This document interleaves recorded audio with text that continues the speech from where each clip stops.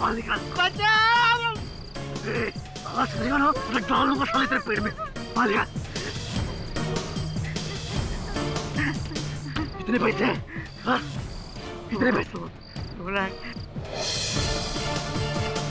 Chain भी ले लो, गाड़ी भी ले लो, मुझे छोड़ दो। चेन भी तू रख, गाड़ी भी तू रख, तेरे पैसे भी तू रख। मुझे तेरे 60,000 रुपए चाहिए। समझा? चल जा, चल जा। ए सुन, थैंक यू। तेरे पैसे जल्द वापस लौटाऊंगा। ये 60,000 रुपए। चल जा।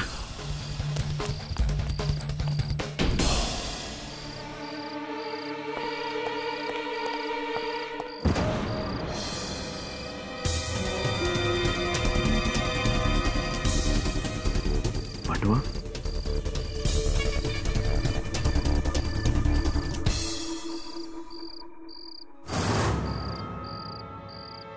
खान,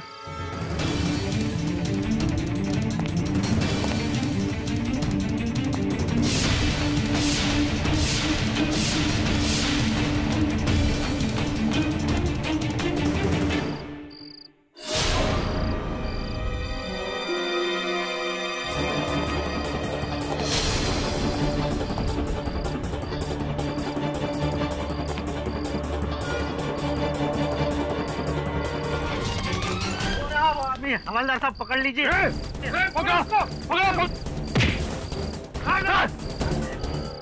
तूने उसको मारा क्या? मैंने नहीं मारा इसे। क्या टाइमिंग है सर? इलेक्शन सर पे और अपनी ही कॉन्स्टिट्यूएंसी से गगन खत्री की सीट पक्की थी इस बार, और वोटिंग से कुछ दिन पहले उनकी हत्या हो जाती। तो इलेक्शन से पहले एक ईमानदार नेता की एक आम चोर के हाथों हत्या हो गई। इत्तेफाक की बात तो नहीं हो सकती, कुछ तो है इसके पीछे। साहब मिस्टर खत्री को जानते थे? हाँ, भ्रष्टाचार से बहुत दूर था वो व्यक्ति। हो सकता है कि उनकी हत्या उस चोर ने की हो, भले ही गलती से। I mean your bad luck. हो सकता है और नहीं भी। पता लगाते साहब, मैंने नहीं मारा साहब उसे। साहब मैं तो उसे जानता भी नहीं था साहब। जानती नहीं तो हत्या के औजार पर, उस पिस्तौल पर तुम्हारी उंगलियों के निशान कैसे हैं? साहब वो तो मुझे नीचे पड़ी हुई मिली थी साहब। अच्छा, और जो 60,000 रुपए उससे पहले तुमने उस सेठ से लूटे, उसका? हाँ, अपनी बीवी के ऑपरेशन के लिए साहब। डॉक्टर ने कहा था कि अगर 60,000 रुपए जमा नहीं करवाए तो वो मर जाएगी साहब। मैं चोर नहीं हूँ साहब, और ना ही मैंने किसी का खून किया है साहब। तुम चोर हो कि नहीं ये तो नहीं पता, लेकिन पुलिस तुम्हें हत्यारा समझ रही। बचा लो साहब, बचा लो मुझे मेरी फिक्र नहीं है साहब, मेरी बीवी की फिक्र है जो इस वक्त अस्पताल में दम तोड़ रही है साहब। प्लीज साहब। चलो तिवारी एविडेंस की लिस्ट बना ले। आइए पाठक साहब, सुनाए आप शंकर की दुख भरी दास्तान, बीवी का ऑपरेशन, गरीबी।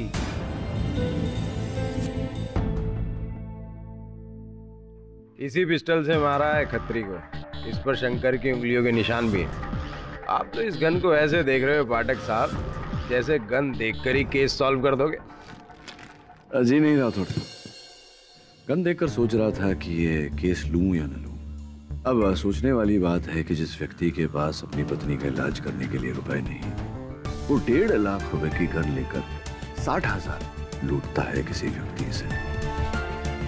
विचित्र बात है, सोचिए इस बारे में। मैं अदालत में हाजिर होता हूँ। जो ना 1.5 लाख की गन लेकर मिस्टर सेठिया के 60,000 लूटे। उसके बाद शंकर की जेब में ये एमएलए मिस्टर खत्री के पर्स से 15,000 रुपए चुराए। फिर एमएलए मिस्टर खत्री की लाश, गन पर पाए गए उंगलियों के निशान शंकर के। बैलिस्टिक रिपोर्ट का ये कहना है कि मर्डर इसी गन से हुआ। Armed robbery resulting in murder. बहुत ही सिंपल सा केस है केडी साहब। कमाल करते हैं आप भरद्वाज साहब। मतलब चुनाव के कुछ दिन पहले ही एक एमएलए की हत्या होना आपको इसमें कुछ विचित्र नहीं लग रहा? सिंपल सा केस लग रहा है। योर ऑनर, मिस्टर खत्री के एक नहीं अनेक दुश्मन थे, और इसकी अधिक जानकारी पाने के लिए मैं उनकी पत्नी मिसेज उज्ज्वला खत्री को कटघरे में बुलाने की अनुमति चाहता हूँ। इजाजत। मुझे हमेशा इसी बात का डर था। मेरे पति हमेशा भ्रष्टाचार के खिलाफ लड़े। रोजाना उन्हें धमकियों भरे फोन आते, कभी दूसरी पार्टी के, कभी बिजनेसमैन के, तो कभी अंडरवर्ल्ड के। मुझे तो लगता है यह आदमी कोई चोर नहीं, बल्कि जरूर इसे किसी ने भेजा था मेरे पति को मारने। ये अदालत को तय करने दीजिए मिसेस खत्री। ये बताइए कि पोस्टमार्टम रिपोर्ट के अनुसार मिस्टर खत्री की मृत्यु रात 11 और 12 के बीच में हुई थी। क्या 11 बजे से पहले उन्होंने आपसे संपर्क किया? जी, तकरीबन 10:15 बजे गगन का मुझे आखिरी बार फोन आया था उनके अपने ऑफिस से। ओहो, आज फिर लेट। समझा करो उज्ज्वला, इलेक्शन का समय है और इस बार भी मैं उस महंता को जीतने नहीं देने वाला। स्ट्रैटेजिस्ट के साथ लंबी मीटिंग चलेगी, पूरी होती घर लौटाऊंगा। 12 बज जाएंगे, तुम सो जाना। बस एक बार आप इलेक्शन जीत जाइए, फिर मैं तो क्या, पूरा शहर चैन से सोएगा। किसे पता था कि इसके बाद गगन इतनी गहरी नींद सो जाएंगे कि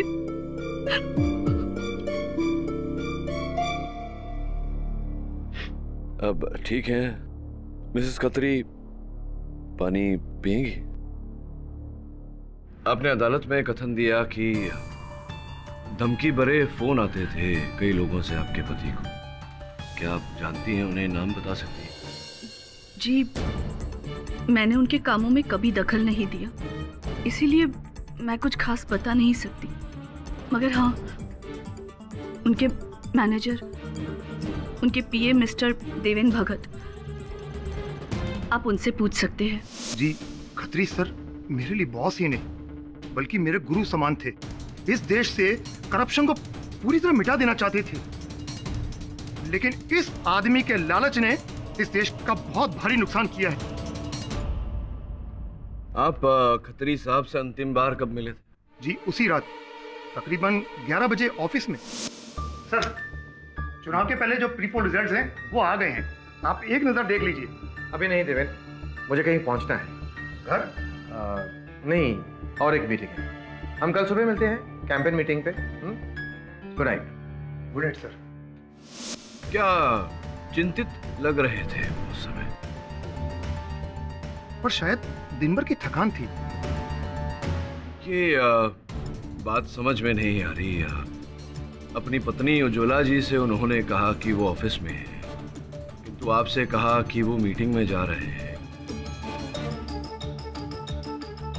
क्या कोई विशेष मीटिंग थी? किसके साथ थी ये मीटिंग? जी, ये तो पता नहीं, लेकिन शाम से मिस्टर खत्री को बुल्लर साहब के फोन आ रहे थे। बुल्लर साहब? कौन बुल्लर साहब? क्रिम्सन होटल ग्रुप के मालिक जगदीश बुल्लर। अच्छा। आप जानना चाहते थे ना कि मिस्टर खत्री के दुश्मन कौन हैं? हाँ। जगदीश बुल्लर।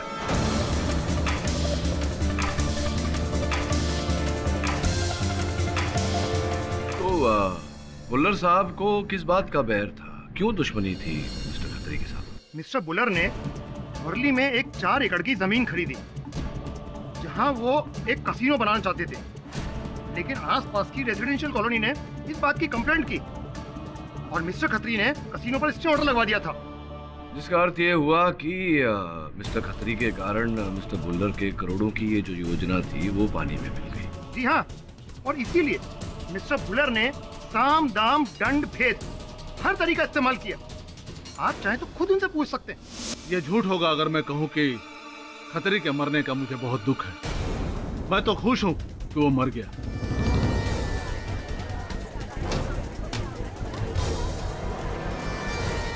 जी हाँ, खतरे की वजह से मेरा करोड़ों का नुकसान हुआ है। मैं तो डर रहा था कि कहीं आने वाला चुनाव वो फिर से जीत गया तो मेरे सारे होटल्स के प्रोजेक्ट डूब जाएंगे।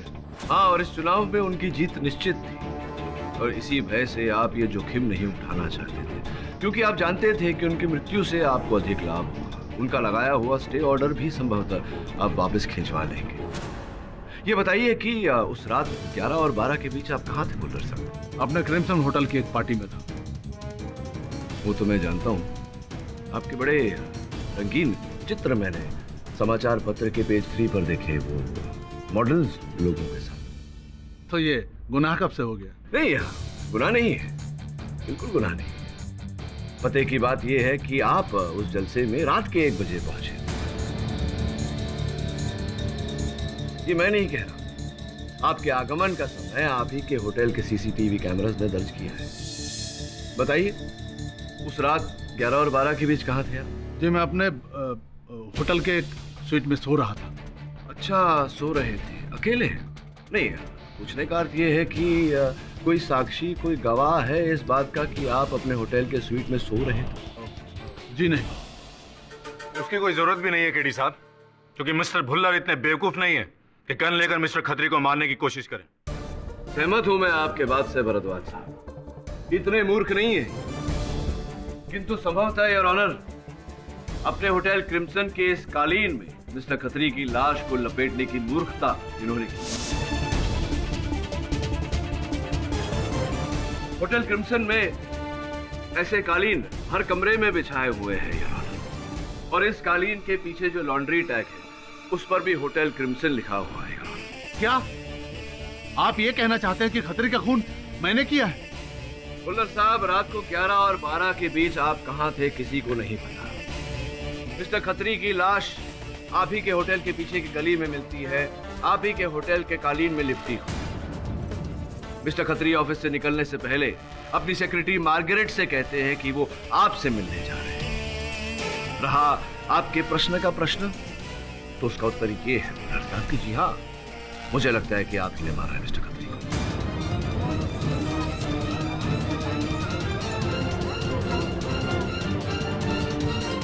कारपेट तेरा, अपॉइंटमेंट तेरा, दुश्मन तेरा, लाश तेरी होटल की गली में, और तू कहता है कि तुझे कुछ पता ही नहीं। मैं इतना बड़ा बिल्डर होकर के खत्री को खुद मारने जाऊंगा क्या? सुपारी नहीं दे सकता था? वही तो तूने किया, शंकर को सुपारी दी एमएलए खत्री को मारने के लिए। अब मैं समझा उसके पास 1.5 लाख रुपए की गन कहां से आई। हाँ? सच बोल, क्या कहानी है? 1 मिनट राठौर साहब, धीरज से काम लीजिए। क्या खत्री साहब के साथ आपकी उस रात अपॉइंटमेंट नहीं थी? केडी साहब, बिल्कुल नहीं था। पता नहीं इन लोगों ने मेरा नाम कैसे ले लिया। और रहा सवाल कारपेट की, तो मैंने हाउसकीपिंग में पता किया, तो उन लोगों ने कहा कि हमने 10 खराब कारपेट पीछे फेंकवा दिए। शायद उसमें से किसी ने एक। केडी साहब, मैं आपसे कहता हूं मैंने कुछ भी नहीं किया। भला मुझे खत्री को मारने की क्या जरूरत थी? वो तो खुद ही अपनी मौत मरने वाला था। क्या मतलब? केडी साहब, आपको ऐसा लगता है कि मैंने खत्री की हत्या इसलिए करवाई कि वो दोबारा इलेक्शन जीत न जाए, लेकिन वो तो खुद ही इलेक्शन हारने वाला था, गारंटीड। ये आप कैसे कह सकते हैं? ये मैं नहीं, खत्री का सबसे बड़ा अराइवल जन सेवा पार्टी का महंता कह रहा है। अच्छा, जमुना दास महंता, जो इस चुनाव में खत्री साहब के विरुद्ध खड़े होने वाले थे। तुम्हें कैसे पता? केडी साहब, अगर हमारी कुछ नेताओं के साथ दुश्मनी होती है, कुछ नेताओं के साथ दोस्ती भी होती है। महंता मेरा बहुत अच्छा दोस्त है, बहुत पैसा दिया मैंने उसके पार्टी फंड के लिए। और वैसे भी खत्री की मौत से सबसे ज्यादा फायदा महंता को ही हुआ है।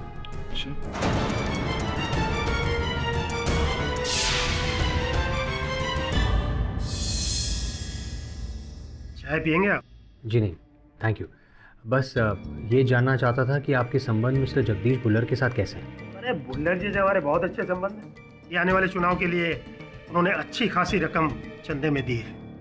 वो कह रहे थे कि आपको पहले से ही पता था कि मिस्टर खत्री ये इलेक्शंस हारने वाले। अरे भाई, मुझे क्या, ये तो सबको पता था, मीडिया को, जनता को। आपने शायद प्री पोल के रिजल्ट्स नहीं देखे, उसमें भारी लीड है हमारी। जनता बदलाव चाहती है। जी, पर वो किन फोटोग्राफ्स के बारे में बात कर रहे थे?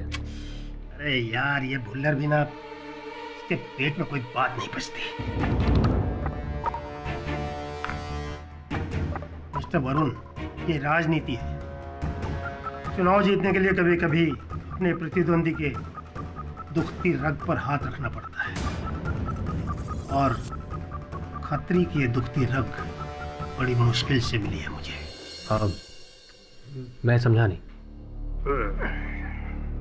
समझाते हैं।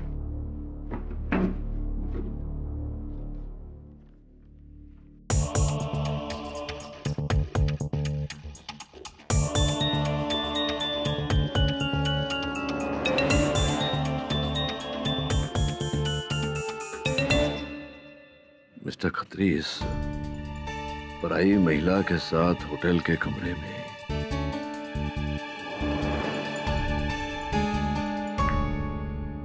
क्या नया अध्याय है? ये चित्र कहीं महंता ने मीडिया में तो नहीं दिए? नहीं सर, लेकिन एक्चुअली इरादा तो यही था, इन तस्वीरों को मीडिया में लीक कर दें जिससे मिस्टर खत्री का इमेज खराब हो जाए और वो इलेक्शन हार जाए। लेकिन अब मिस्टर महंता ये कह रहे हैं कि इस स्कैंडल को बाहर लाने की नौबत ही नहीं पड़ी क्योंकि मिस्टर खत्री वैसे ही हार रहे थे। ये श्यामल पुंज कौन है? सर वही खुफिया जासूस जिसने मिस्टर महंता के कहने पर मिस्टर खत्री की फील्डिंग लगाई थी। तो हमारा अगला कदम ये होगा वरुण।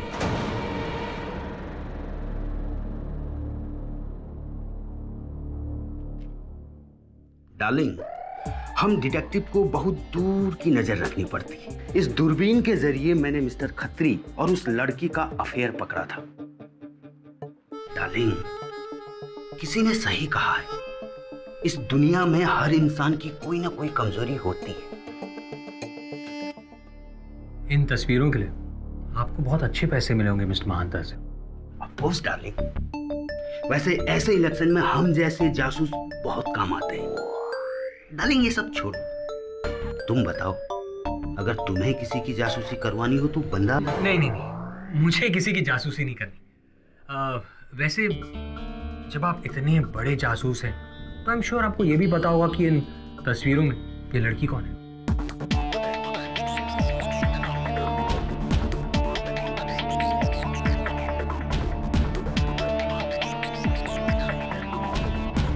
क्यों? इरादा क्या है डार्लिंग? इरादा सिंपल है। अगर उस रात मिस्टर खत्री इस लड़की से मिलने गए थे तो हमें ये पता चल सकता है कि उनकी मौत के पीछे कौन है। आपके पास इस लड़की का फोन नंबर है? डार्लिंग, आजकल फोन नंबर का जमाना नहीं है, वेबसाइट चलती है डार्लिंग, वेबसाइट।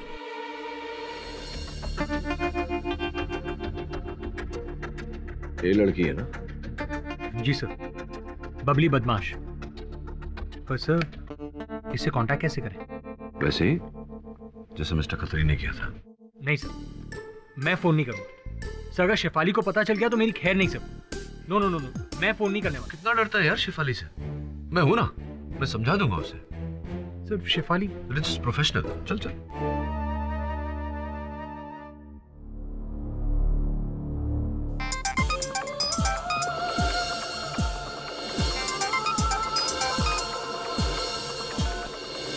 हेलो। बबली, आपको ये नंबर कहाँ से मिला? जी मुझे आपका नंबर वेबसाइट से मिला। ओह, कहिए। मेरा नाम रोहन है और मैं आपसे मिलना चाहता हूँ। मिलना तो सभी चाहते हैं, पर उस मिलने के लिए मुझे क्या मिलता है वो ज़्यादा इम्पोर्टेंट है। आप जो भी चाहें बोलिए। ठीक है, मैं अपने रेट्स आपको इसी नंबर पर एसएमएस करती हूँ। अगर आपको ठीक लगे तो आप कॉल बैक कर लीजिएगा, वरना गुड बाय, मुझे ऑलरेडी बहुत काम है। ठीक है, आप रेट्स अपने टेक्स्ट कर दीजिए। हेलो, सो उसने फोन काट दिया। शेफाली आओ। शेफाली सब प्लीज सब, आपको पता। मीटिंग फिक्स कर।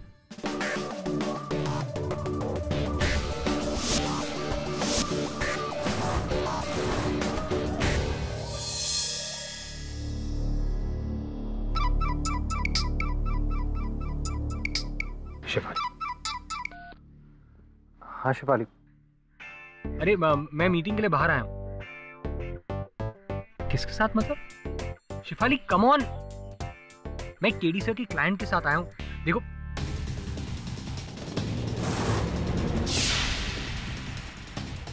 शेफाली, मैं तुमसे बाद में बात करता हूँ। हाँ, I call you back, bye. Rohan, hi, I am so sorry, मुझे आने में देर हो गई। मुझे भी। Hi, KD Pathak, defence lawyer. मैंने ही कहा था इन्हें आपको बुलाने के लिए। बात क्या है? नहीं, कोई बात नहीं, सिर्फ कुछ प्रश्न पूछने थे। अखबार में तो पढ़ा होगा आपने, हाल ही में गगन खत्री साहब MLA, उनकी हत्या हो गई। सुना है कि आपकी बड़ी मित्रता थी उनसे, कब से जानती हैं?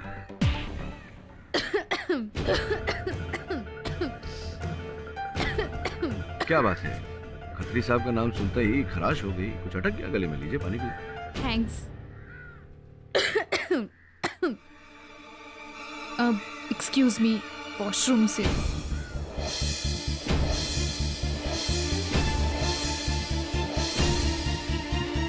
वरुण, तेरी बबली भाग रही है।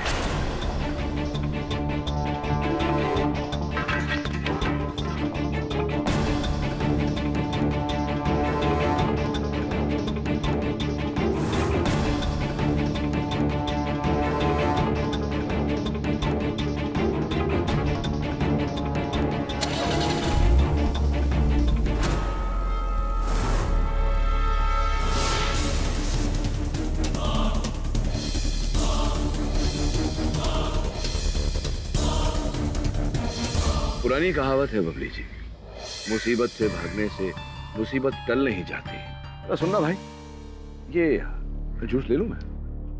लीजिए, गर्म ज्यादा हो रहा है, जूस पीजिए और सच सच बताइए, इसी में आपकी भलाई।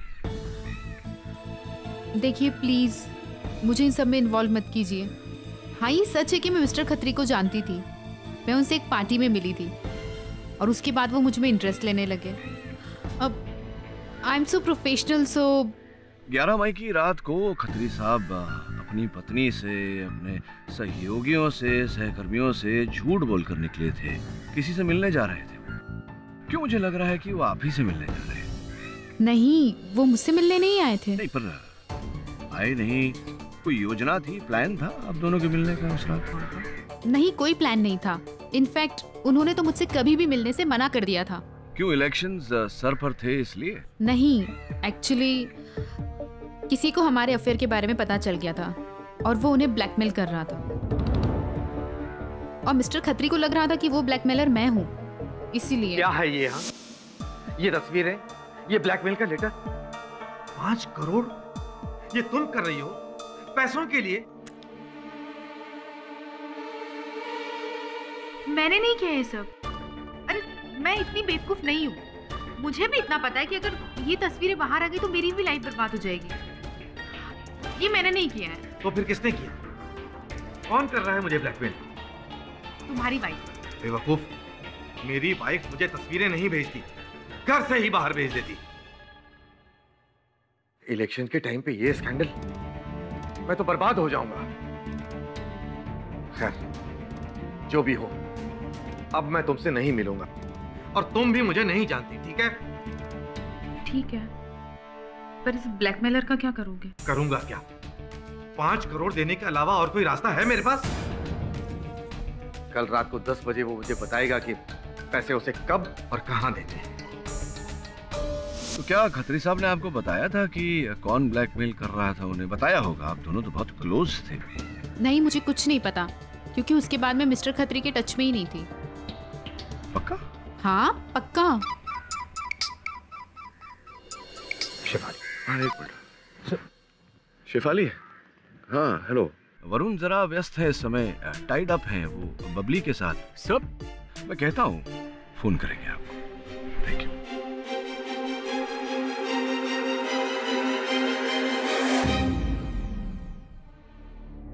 तो अब तुम्हें लग रहा है कि मैं, एक पार्टी का सीनियर नेता, अपने प्रतिद्वंदी खत्री को ब्लैकमेल कर रहा था? हाँ? ये फोटोग्राफ्स आपने ही खिंचवाई थी ना?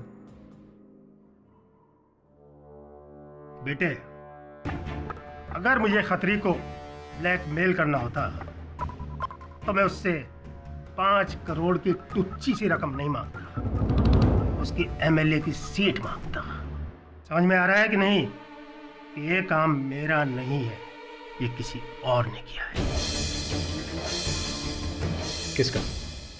ये फोटोग्राफ्स आपके ऑफिस में, आए दिन इतने सारे लोग आपके ऑफिस में आते हैं, उनमें से ही किसी एक में सारी कमियां मुझ में, और मेरी पार्टी में क्यों नजर आती है?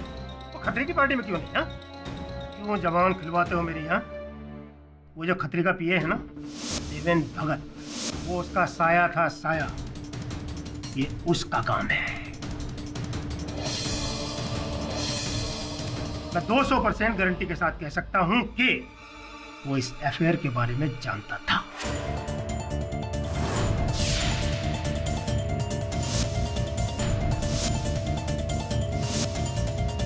जी, मुझे मिस्टर खत्री के अफेयर के बारे में पता था। कब पता चला आपको इस चक्कर का? जब उन्होंने मुझसे पार्टी फंड से 5 करोड़ रुपए मांगे थे। 5 करोड़ चाहिए? 5 करोड़? सर, अचानक आपको 5 करोड़ की क्या जरूरत पड़ गई? कोई पर्सनल वजह है? क्या बात है? कोई प्रॉब्लम सर? तुमसे क्या छुपाना देवेंद्र?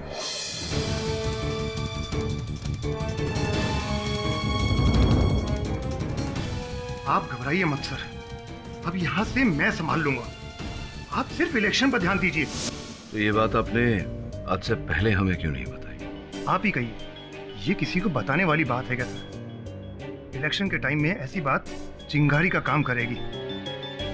और सर, मैं अपने गुरु को ऐसी मुश्किल घड़ी में कैसे साथ छोड़ देता? प्लीज, मैं आपसे विनती करता हूं सर, इस स्कैंडल को आप मीडिया में मत आने दीजिए। निश्चिंत रहिए, ये खबर मैं मीडिया तक नहीं जाने दूंगा।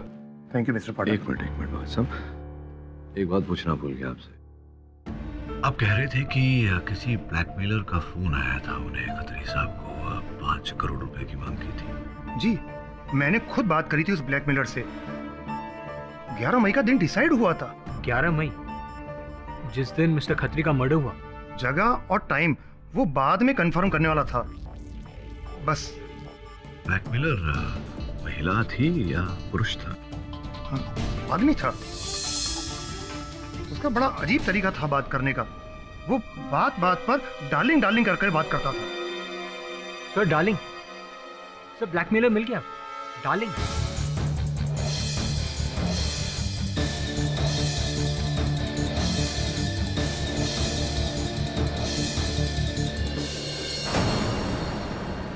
मेरी बात तो सुनो डार्लिंग, मैंने किसी को नहीं मारा भाई। साले मारूंगा तो तुझे मैं थाने ले जाकर। ब्लैकमेलर साला।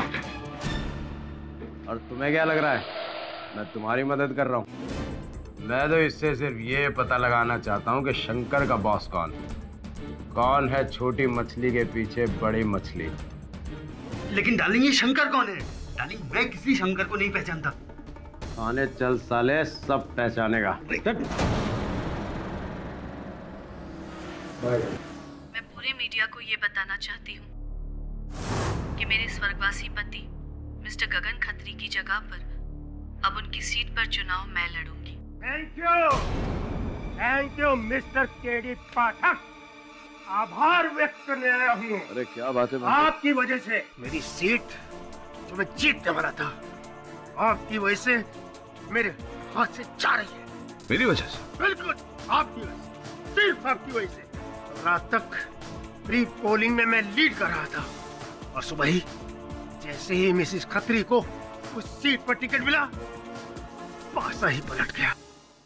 पति की मौत की वजह से सिंपैथी वोट। क्या किया आपने खत्री और कॉल गर्ल के स्कैंडल को प्रेस तक पहुंचाकर जो बची खुची सहानुभूति थी वो भी उन्हीं को दे दी। कमाल हो गया पाठक साहब, कमाल हो गया। मेरे पास वो स्कैंडल तुरफ का इक्का था और वो एक जोकर में बदल गया। अरे वो क्या जोकर में बदल गया, हम जोकर हो गए हम।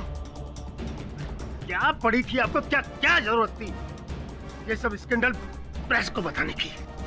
देखिए मंता जी, आपको समझने में भूल हो रही है, मैंने ऐसा कुछ नहीं किया। मिस्टर पाठक, जिस किसी ने भी ये किया है मेरे हाथ से बचेगा नहीं। ये चुनाव जीतने के लिए मैंने बहुत कुछ किया है, छोड़ूंगा नहीं।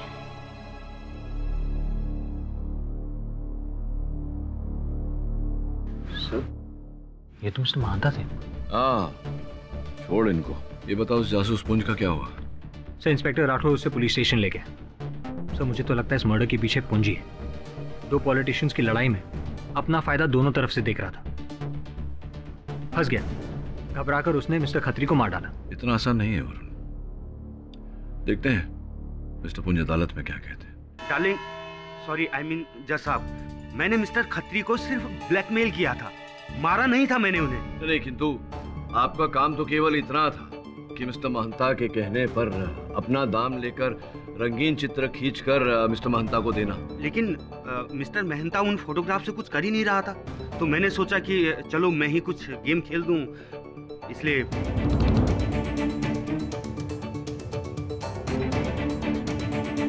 अच्छा, तो ये गेम चलाया आपने। और कितने रुपए मांगे थे आपने मिस्टर खत्री से? 1 3 5 करोड़। डार्लिंग कसम से 5 करोड़, इससे ज्यादा नहीं।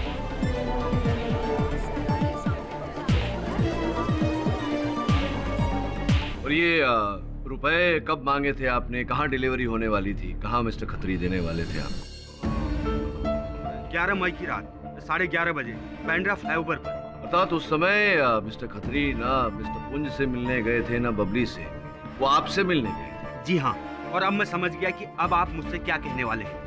लेकिन मैं आपको बता दूं, मैं उस दिन बांद्रा फ्लाईओवर पर 2 घंटे तक खड़ा रहा, लेकिन मिस्टर खत्री वहां आए ही नहीं। आए नहीं का अर्थ वो रुपए नहीं मिले आपको? डार्लिंग, अगर मुझे वो 5 करोड़ मिल गया होता तो मैं कंट्री से आउट होता, यहाँ खड़ा नहीं होता। 1 मिनट। यानी कि मिस्टर खत्री के पास 5 करोड़ रुपए थे।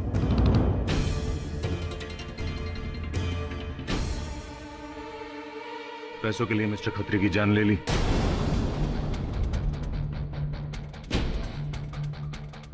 क्या? नहीं। कहाँ है 5 करोड़ रुपए शंकर? मुझे कैसे पता साहब? कहाँ छुपाए रुपए? साहब मुझे नहीं पता साहब। साहब मुझे इसके बारे में कुछ भी नहीं मालूम साहब। झूठ मत बोलो। कसम से बोल रहा सर, मुझे कुछ भी नहीं पता। मैं पहली बार सुन रहा हूँ सर। शांति रखिए मिस्टर भारद्वाज। शंकर सच बोल रहा है। इसे पुलिस ने रंगे हाथों गिरफ्तार किया है। अगर रुपए इसके पास होते तो पुलिस बरामद कर लेती। पुलिस को तो पैसे मिस्टर खत्री की लाश के पास भी नहीं मिले। कैसे मिलते? किसी ने मिस्टर खत्री की हत्या की, उनके मृत शरीर को कालीन में लपेटा और पैसे लेकर फरार हो गया।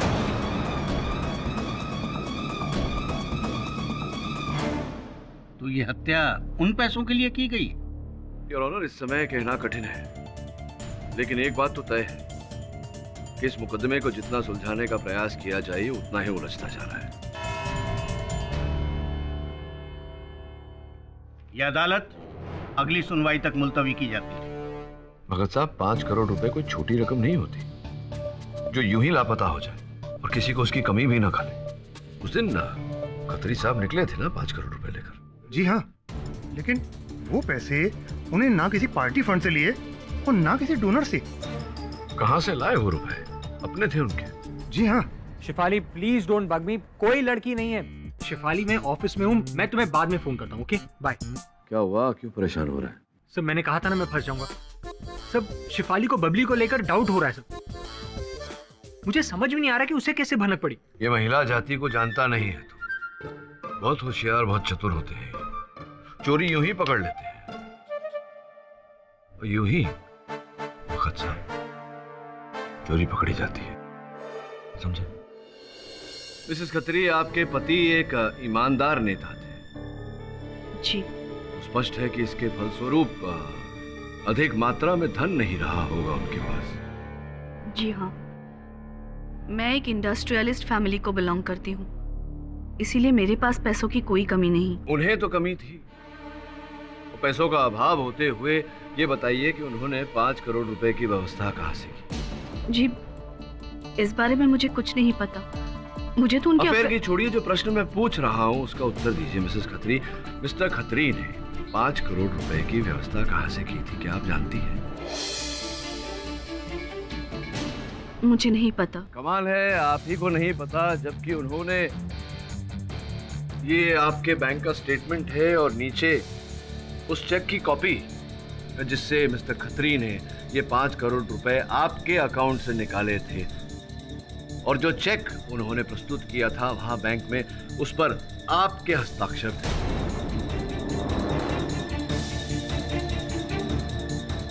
आप कह रही हैं कि आप जानती नहीं, ऐसा कैसे हो सकता है?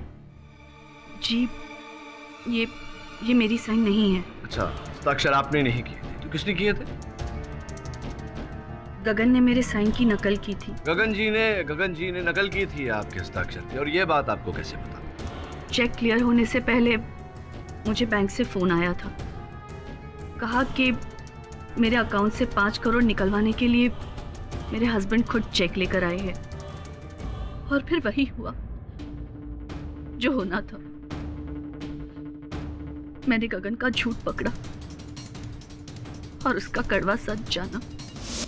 उज्ज्वला प्लीज मुझे माफ कर दो, मुझसे भूल हो गई। भूल? इतने सालों की शादी के बाद ये सिला दिया तुमने मुझे, एक होटल के कमरे में एक कॉल गर्ल के साथ। मैं ये शादी तोड़ रही हूँ। प्लीज उज्ज्वला प्लीज, ऐसा मत करो। अरे तुम तो मेरी ताकत हो, तुम्हारे बगैर मैं। उज्ज्वला प्लीज मुझे माफ कर दो, प्लीज।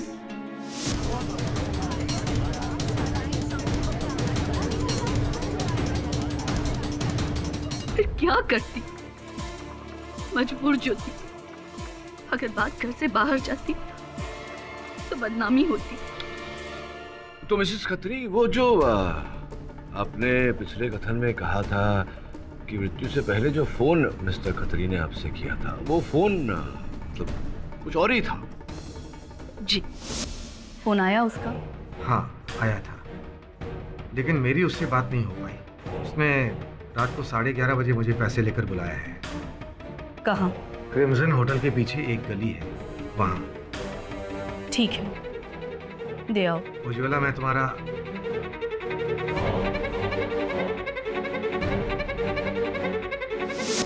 किंतु मिस्टर पुंज ने तो कहा था कि उन्होंने मिस्टर खत्री को वहाँ बांद्रा फ्लाईओवर पर बुलाया था, क्रिम्सन होटल पर क्यों?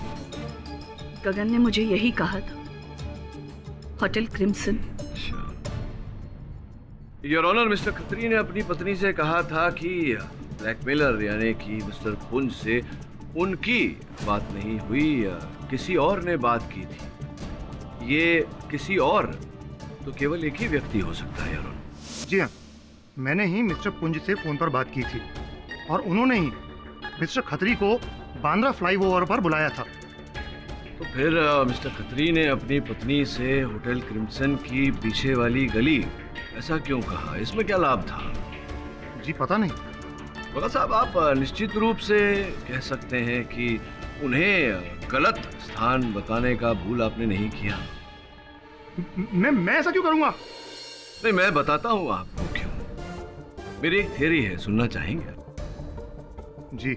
आपको प्रारंभ से ही खत्री साहब और मिस्टर भुल्लर के बीच का जो बैर था उसकी जानकारी थी, इसीलिए आपने मिस्टर खत्री को होटल क्रिम्सन के पीछे वाली गली में बुलाया और उनके पीछे पीछे आप भी स्वयं वहां पहुंचे गन लेकर।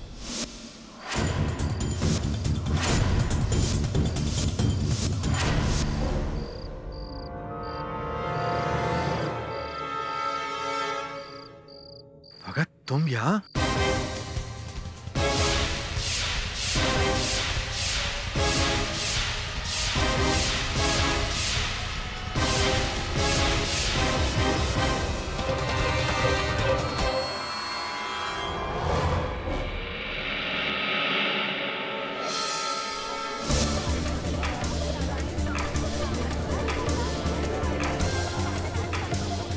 Order, silence in the court.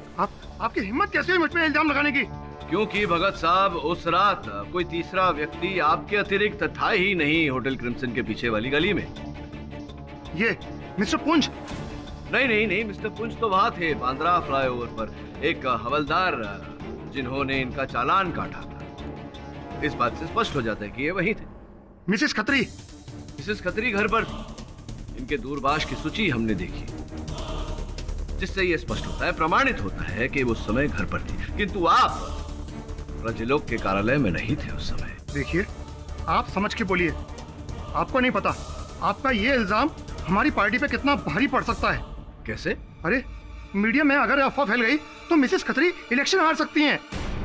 नहीं मिस्टर भगत, उल्टा उनका पक्ष तो और ठोस हो जाएगा, मजबूत हो जाएगा। आप सोचिए, एक पत्नी सब कुछ जानते हुए नजरअंदाज करके कठिन समय पर अपने पति का साथ देती है।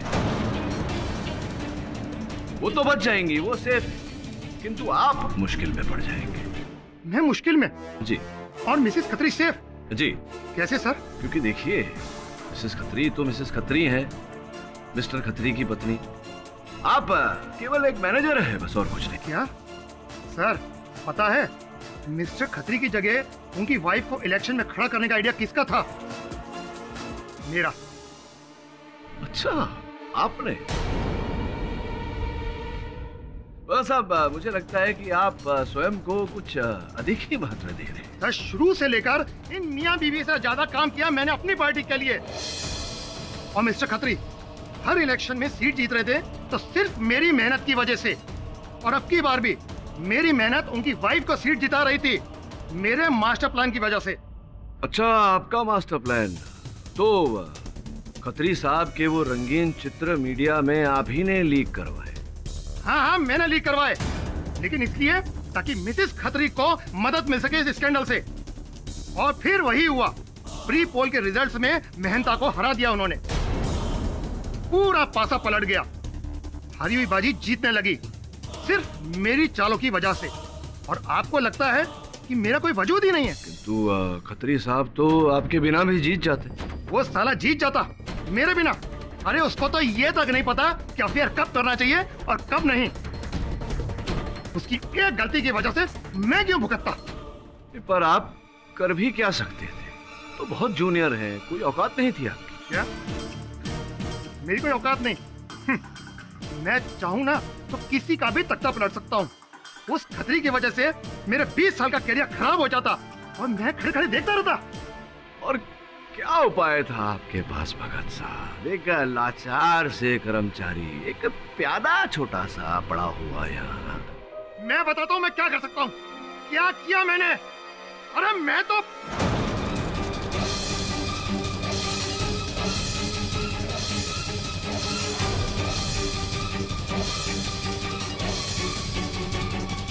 बोलिए ना, रुक क्यों गया? बोलिए मिस्टर भगत। कुछ नहीं कहना मुझे। मैं समझ गया आप मुझसे क्या उगलवाना चाहते हैं। अब मैं चुप हूं।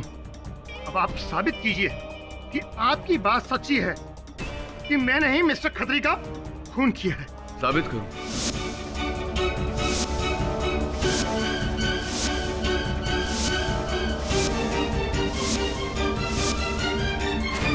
ठीक है, साबित करता हूं कि जो 5 करोड़ रुपए थे वो खत्री साहब ने बैंक से निकाले थे।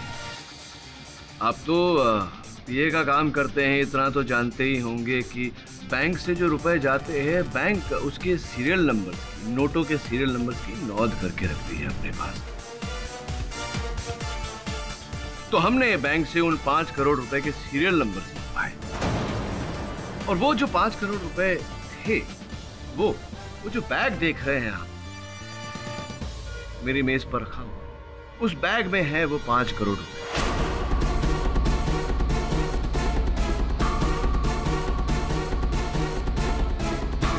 जो आप ही से बड़ा बैग हमारा है, उसमें जो रुपए हैं वो वही 5 करोड़ रुपए हैं जो खत्री साहब से आपने छीने थे, जो आप ही से बरामद।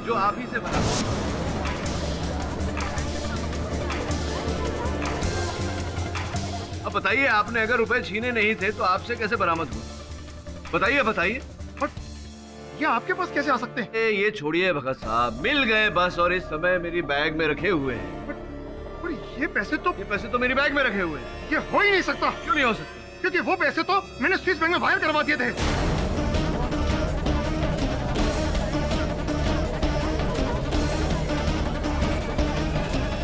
Order, silence in the court. Your honour, इन्होंने जो खत्री साहब से रुपए छीने थे वो स्विस बैंक में वायर करवा दिए थे। अब काफी है आपके लिए इतना सबूत, बाकी का जुर्म कबूल कर लेंगे।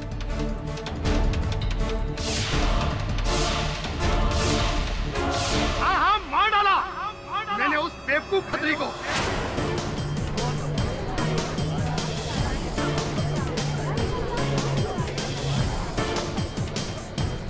ताकि उसके साथ साथ उसका गन भी मिट जाए। और फिर मैंने एक नई शुरुआत की, उसी की बीवी को इलेक्शन में खड़ा किया ताकि सीट हमारी रहे, क्योंकि मैं सीट के लिए किसी भी हद तक जा सकता हूं। मुझे हारने की आदत नहीं, और किसी और की वजह से बिल्कुल नहीं। मेरा पॉलिटिकल फ्यूचर कोई बर्बाद नहीं कर सकता। सुना आप लोगों ने? मेरा पॉलिटिकल फ्यूचर कोई बर्बाद नहीं कर सकता, कोई नहीं। The defence, rest your honour. यह अदालत एमएलए गगन खत्री की हत्या के लिए मिस्टर देवेन भगत को दोषी मानती है और उन्हें फौरन गिरफ्तार करने का हुक्म देती है, और शंकर को हत्या और मर्डर के इल्जाम से बरी करती है। पर चोरी के लिए यह अदालत शंकर को दोषी मानती है और उन पर अलग से मुकदमा दायर करने का हुक्म देती है। The case is closed. अरे बहादुर साहब, कहीं राजनीति में जाने की कोई योजना तो नहीं है आपकी? जी नहीं। हाँ देखिए, एक तो राजनीति में जाना, एक कुल्हाड़ी पड़ना, फिर अपनी बीवी को धोखा देना, ये दोनों साथ में अगर हो जाए तो बहुत बड़ी प्रॉब्लम है।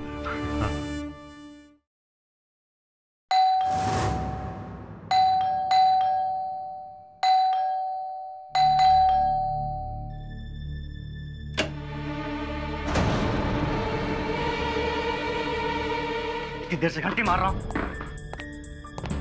दरवाजा क्यों नहीं खोला? वो मैं किचन में आइंदा से 1 घंटी, सिर्फ 1 घंटी बजाऊंगा। अगर दरवाजा नहीं खोला तो अभी बैग तो ठीक से पकड़। अरे आप खड़ी खड़ी मेरा मुंह क्या देख रही है? बैग रखो, जाकर पानी लेके आ मेरे लिए। दिमाग खराब करके रखती, काम की ना काज की। शालिनी, शालिनी, अरे ठीक से घर नहीं संभाल सकते क्या आप? अरे यार कितना टाइम हो गया, मुझे लगता है आज तो आधा मैच निकल गया होगा। देखिए भाई कितने रन बनाए, सुकून से मैच देखेंगे अभी। हाँ मारो मारो मारो मारो, ये चौका, शाबाश शाबाश शाबाश। एक और चौका, मारो मारो मेरे शेरों, शाबाश। खाना तैयार। आउट। मूड खराब कर दिया ना पूरा। थोड़ी देर सुकून से बैठ के मैच नहीं देख सकता? तुम आई और तुम्हारी मनोजत लगी, बेचारा सेंचुरी पे था, 1 रन से आउट हो गया। किसी का भला होता नहीं देख सकते तुम?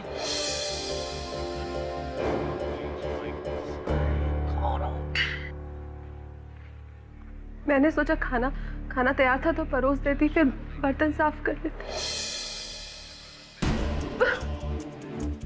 आराम करना है? दिन भर क्या करती हो तुम? दिन भर आराम कर करके तुम्हारा जी नहीं भरता? एक दिन आदमी घर पे जल्दी आ गया, थोड़ी देर सुकून से टीवी देख लिया तो तुम्हारे कलेजे में जन्म बच गई। अरे तुम तो बैठी रहती हो यहाँ पर आराम से घर में। अरे तुमको क्या पता आदमी कितना काम करता है बाहर गधे की तरह, तब जाके 4 पैसे आते हैं। अब मेरा मुंह क्या देख रही हो? बताओ ना क्या बना है खाने में? आलू की सब्जी। आलू की?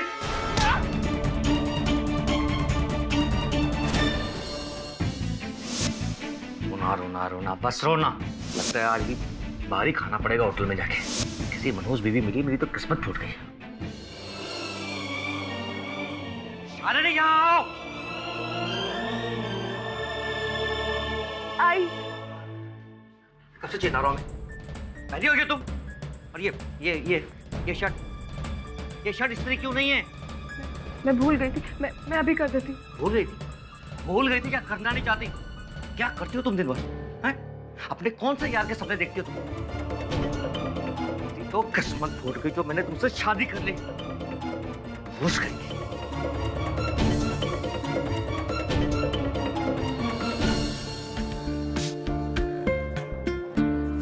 क्या तुम मुझे धमकी दे रहा है? मुझे? अबे तू मेरा बाल भी बांका नहीं कर सकता। और सुन, होगा वही जो मैं चाहूंगा और तू वही करेगा जो मैं कहूंगा तुझे करने के लिए। तेरी जान मेरी मुट्ठी में। मैंने मुट्ठी कस दी ना तो जान से जाएगा। बोलना नहीं इस बात को, समझा क्या? चला फोन रख। जी सर। आइस क्यों नहीं इसमें? इसमें आइस क्यों नहीं है? अब सर अभी लाया सर। अरे झक मारने के लिए खुला है, जब सर्विस नहीं दे सकते। ये लीजिए। सॉरी सर, आपने दूसरा बना।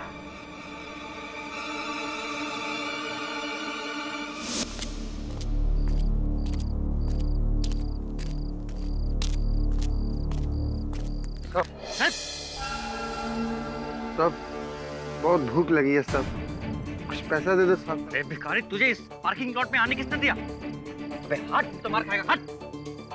भिखारी कहाँ से चले आते हैं?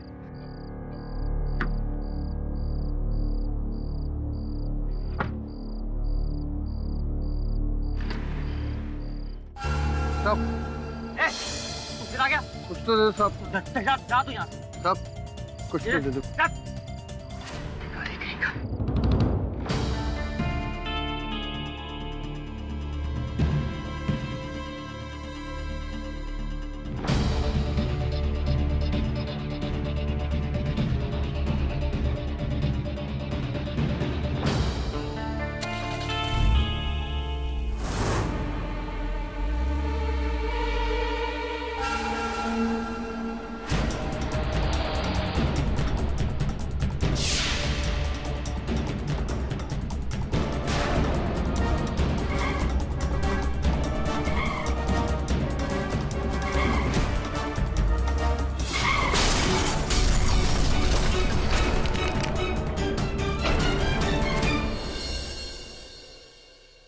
सर।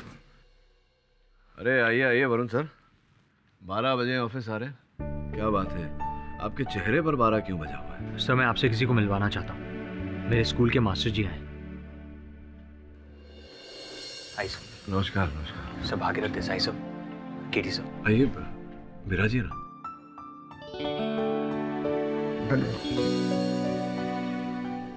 बड़ा भाग्यशाली है वरुण कि इनके मास्टर जी अभी भी इनके साथ है। बरसों से मैं अपने मास्टर जी को खोजने का प्रयास कर रहा हूँ, पर दुर्भाग्यवश मिले नहीं। चाहे नहीं बेटा, रहने दो। मैं आपसे मदद मांगने आया हूँ। जी कहिए ना, क्या कर सकता हूँ? एक्चुअली मास्टर जी गुजरात के जाम रावल गांव से आए। इनकी बेटी शालिनी जी पर उनके पति हेमंत त्रिवेदी के खून का इल्जाम लगाया गया है।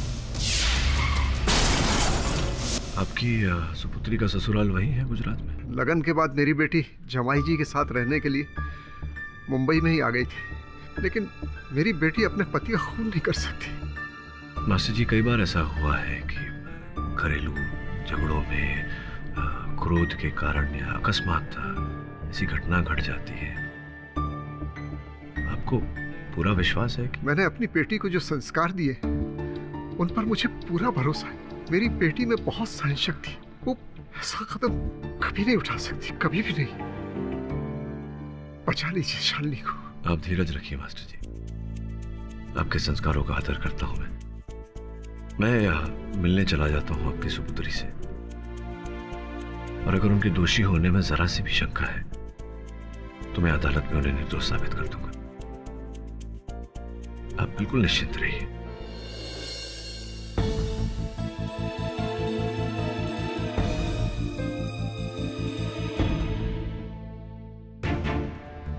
उनके पति हेमांग जी की करतूत है, रोज मानना गाली देना उनका स्वभाव था। दाद देता हूँ शालिनी जी के धैर्य की।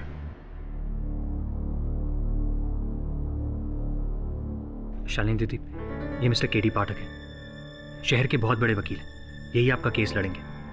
मुझे केस के बारे में कोई बात नहीं करनी है। केस के बारे में नहीं है, मैं आपसे बात करनी है। मुझे आपसे कोई बात नहीं करनी है, ना ही मुझे आपको कुछ बताना है। मुझे मेरे हाल पर छोड़ दीजिए, फांसी होती है तो हो जाए।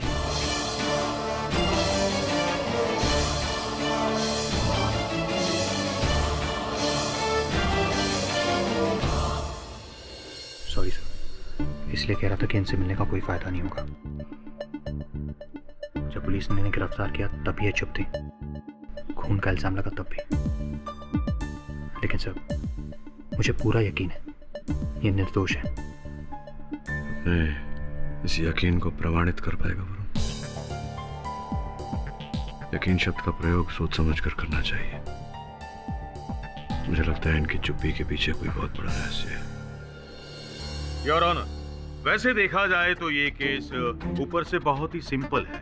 हेमांग त्रिवेदी जो मार्बल और टाइल वगैरह के डीलर थे, वो 23 मार्च की रात को हैप्पी डाइनिंग हॉल के पार्किंग लॉट से अपनी गाड़ी में बैठे और वहां से निकले। रास्ते में उनका एक्सीडेंट हुआ, गाड़ी भी जल गई और उनके साथ हेमांग, वहीं पर उनकी मौत हो गई।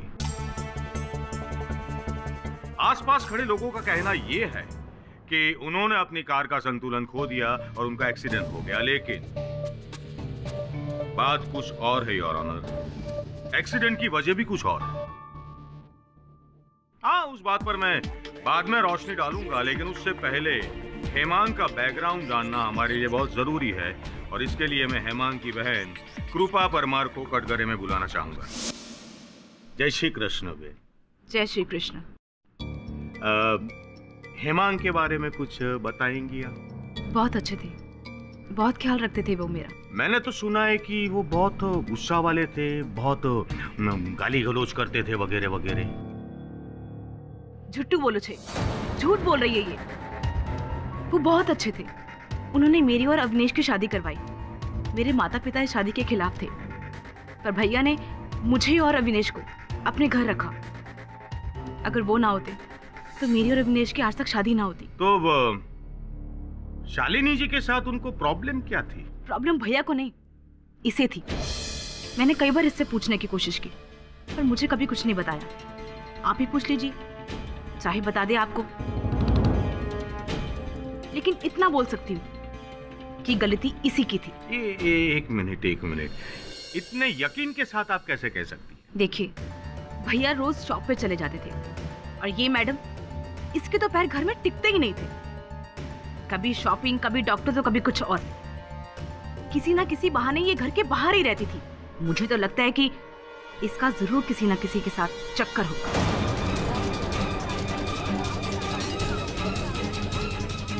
શું વાત કરો છો તમે? क्या बोल रही हैं आप? भैया ने मरने के 2 दिन पहले नई गाड़ी खरीदी थी। हम दोनों भाई बहन बहुत खुश थे, पर इसे तो हमारी खुशी में शामिल होना ही नहीं था। आई आधे घंटे बाद हाथ में सब्जी का थैला लिए हुए। भैया, आज मुझे ना आप पे बहुत गर्व है। आपने ये नई कार लेके ना अपना सपना पूरा कर दिया। बहुत खुश हूँ मैं आपके लिए। आप देखना, चुन चुन की चीजें लेके आई हूँ, सजाऊंगी इनको। दूर खड़ी रही मुंह फुलाए हुए। सब भी तो सिर्फ एक बहाना था। गई होगी अपने बॉयफ्रेंड के साथ जलसा करने के लिए। अरे रे रे, हे भगवान, आऊ करूँ हमने? हाँ? अच्छा, मुझे एक बात बताओ कि आपको यकीन है कि आपके भाई का खून इसी ने किया होगा? हाँ, तो इसी ने ही किया है। पूरे विश्वास के साथ मुझे पता है, और वो भी पूरी प्लानिंग के साथ।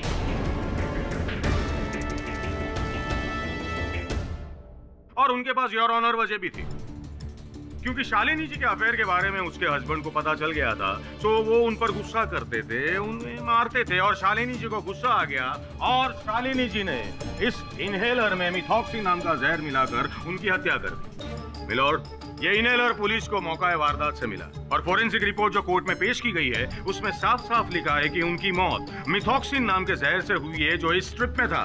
और ये स्ट्रिप इस इनहेलर में डालने का काम शालिनी जी करती थी, हाँ या ना?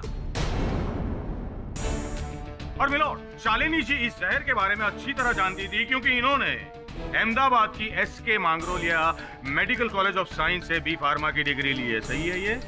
तो इनको ये जहर के बारे में अच्छी तरह पता था। मिस्टर पाठक, आप गवाह से कुछ पूछना चाहते हो? जी नहीं योर ऑनर, इस समय इनसे कुछ नहीं पूछना चाहता, किंतु अभियोग पक्ष महोदय से एक प्रश्न करना चाहूंगा। कौन सी डिग्री हासिल की है आपने? पाठक साहब की ही बात करो तो। अरे वकील हूं तो फिर वकील की डिग्री तो हासिल की होगी ना। वकालत की, ऑफ कोर्स। तो मान लीजिए कि आपके पड़ोसी के साथ आपकी अनबन हो जाती है, हाथापाई हो जाती है, और उसी रात आपके पड़ोसी की हत्या हो जाती है चाकू घोंपकर। चाकू पर किसी की उंगलियों के निशान नहीं मिलते, तो क्या ये मान लेना उचित होगा कि आपने अपनी वकालत की डिग्री का दुरुपयोग करके अपने पड़ोसी की हत्या की? अरे योर ऑनर, कहने का तात्पर्य ये है कि जो दलील देसाई साहब ने प्रस्तुत की है अदालत में वो बहुत ही झिरझिरा है और उससे ये प्रमाणित नहीं होता कि ये हत्या मेरे मुवक्किल ने की है। अरे पर मिलॉर्ड, मिथॉक्सिन जहर का इस स्ट्रिप में होना ये काफी नहीं है? नहीं, काफी नहीं है मिस्टर पाठक। ये माइथॉक्सिन इतना जहरीला पदार्थ है कि 0.5 मिलीग्राम एक आदमी को मारने के लिए काफी है। नहीं, सत्य है, आपकी बात सत्य है। ये बात भी सत्य है कि मेरे मुवक्किल ने अपने पति को वो जहर नहीं खिलाया। योर ऑनर, थोड़ा सा पेचीदा है। माइथॉक्सिन एक ऐसा विष है जिसका सेवन करने से एक अलग प्रकार का रसायन फेफड़ों में पैदा हो जाता है, बच जाता है वहाँ। वही रसायन जो फोरेंसिक्स को मिला हेमांग जी के शरीर में, जिसके कारण वो कह रहे हैं कि उनकी हत्या माइथॉक्सिन से की गई। किंतु हमें ये नहीं भूलना चाहिए योर ऑनर कि वही रसायन अन्य विष का सेवन करने से भी पैदा होता है फेफड़ों में।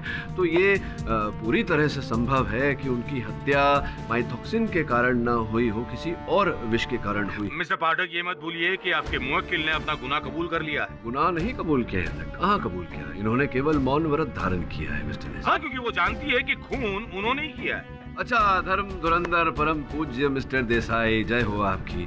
नहीं मतलब आपने मेरे मुवक्किल की मन की बात पढ़ ली, यूं ही। एक मिनट मिस्टर पाठक, आपको कैसे पता चला कि उसकी मृत्यु 1 घंटे बाद नहीं लेकिन 30 सेकंड में हुई है? अच्छा प्रश्न पूछा आपने। योर ऑनर, देसाई साहब के प्रश्न का उत्तर देने के लिए मैं सर्वप्रथम भिखारी बिरजू को कटघरे में बुलाने की अनुमति चाहता हूँ। अनुमति है?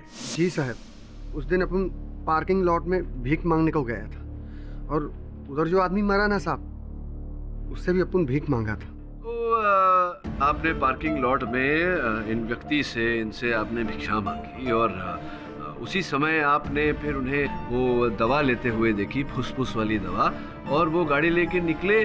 गाड़ी लेके निकलने के बाद कितने समय के पश्चात, कितने समय बाद वो दुर्घटना घटी उनके साथ?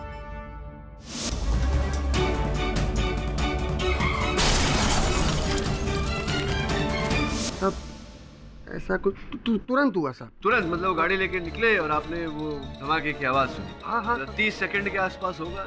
हाँ। 1 मिनट मिस्टर पाठक, तो फिर मुझे ये बताइए कि ये माइथॉक्सिन ये स्ट्रिप में आया कैसे? मिस्टर देसाई, अभी हेमांग जी की हत्या माइथॉक्सिन के कारण हुई या कुछ और? माइथॉक्सिन स्ट्रिप में मेरी मुवक्किल ने रखा या किसी और ने? यही तो प्रश्न है। इसीलिए मैं कहता हूँ हमेशा कि जो दिखता है वो होता नहीं, जो होता है वो दिखता नहीं। हो सकता है इस केस में जो दिख रहा है वो ना हो और जो नहीं दिख रहा है वही हो। इसी कुछ समझे आप? हाँ नहीं मतलब समझे या नहीं समझे? नहीं, वैसे आपकी बातों से 2 बात समझ में आ गई मुझे। अच्छा, 2 बातें? हाँ, 2 बातें। एक पहली ये कि मिस्टर हेमांग की मृत्यु शायद इस माइथॉक्सिन की वजह से नहीं हुई है, और दूसरी बात ये कि कोई और भी है जो उसे मारना चाहता था। क्या बात है मिस्टर देसाई, क्या बात है। योर ऑनर, मैं समर्थन देता हूँ मिस्टर देसाई की दलील को। समर्थन देते हुए मैं माधव जी को कटघरे में बुलाने की अनुमति चाहता हूँ। अनुमति है। हेमांग जी प्राय आते थे आपके रेस्टोरेंट में? जी साहब, पिछले 1 साल से तो आते थे, हफ्ते में 1-2 बार। अच्छा, और जब आते थे तब उनका कोई निश्चित मनपसंद स्थान था बैठने का या जहाँ स्थान मिल जाए वहीं बैठ जाते थे? नहीं साहब, उनका एक फिक्स टेबल हुआ करता था, मैं ही उन्हें दारू सर्व किया करता था। दुर्घटना वाली थी जब वो आपके रेस्टोरेंट में आए और बैठे और आप उन्हें मदिरा परोस रहे थे। आपने उन्हें अपने दूरभाष यंत्र पर, अपने फोन पर किसी से वार्तालाप करते हुए सुना था। बड़े क्रोध में, गुस्से में थे वो, किसी से बात कर रहे थे। नहीं देखिए, केवल आपने नहीं, आपके अतिरिक्त कई लोगों ने वहाँ उन्हें देखा था क्रोध में बात करते हुए किसी के साथ। तो बेझिझक बताइए अदालत को कैसा हुआ था या नहीं? हेमांग साहब किसी से फोन पर झगड़ा कर रहे थे। अच्छा। गुस्से में गाली भी दे रहे थे, यहाँ तक कि उन्होंने मारने की भी धमकी दी थी। तो जान से मार देने की धमकी भी दी थी? किसे धमकी दे रहे थे वो जान से मार देने की? आप उनको कैसे पता चलेगा साहब? अभी देखिए, मुझे पता चल चुका है। वो भी जरा सी सहायता मिली आप ही के दूरभाष यंत्र की सूची से आपके मोबाइल फोन रिकॉर्ड से ये देखिए, आप ही का नंबर है ना ये? आश्चर्यजनक बात है माधव जी कि एक वेटर और ग्राहक के अतिरिक्त और भी संबंध था आपका हेमांग जी के साथ।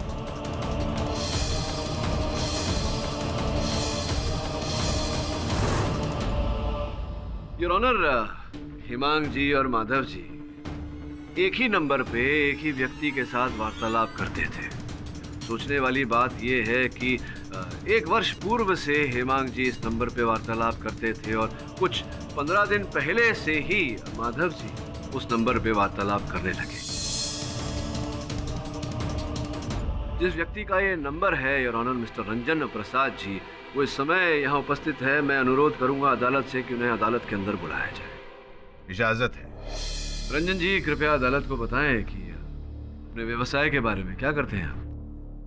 जी, मैं एक बिल्डर हूँ, टार्स और ऑफिसेस बनाता हूँ। सुना है कि आप सरकार से सरकारी भवन बनाने का ठेका लेते हैं, क्या सही सुना है मैंने? जी।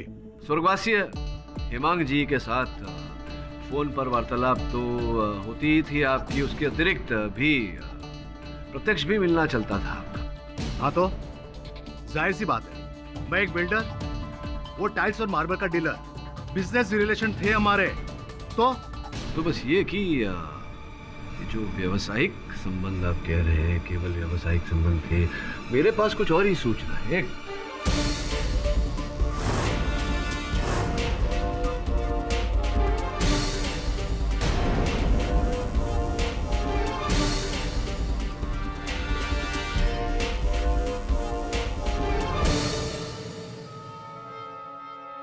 हाल में 15 लाख रुपए आपने दिए थे हेमांग जी को।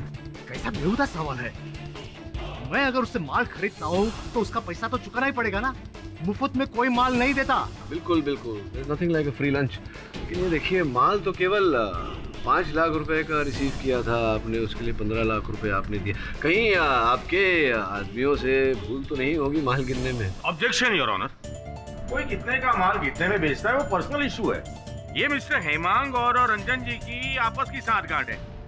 योर ऑनर, रंजन जी और हेमांग जी के बीच की साठगांठ में अदालत को विस्तार में वास्तविकता में हेमांग जी मार्बल और टाइल के व्यापारी थे ही नहीं, वो रंजन जी के मोहरे थे।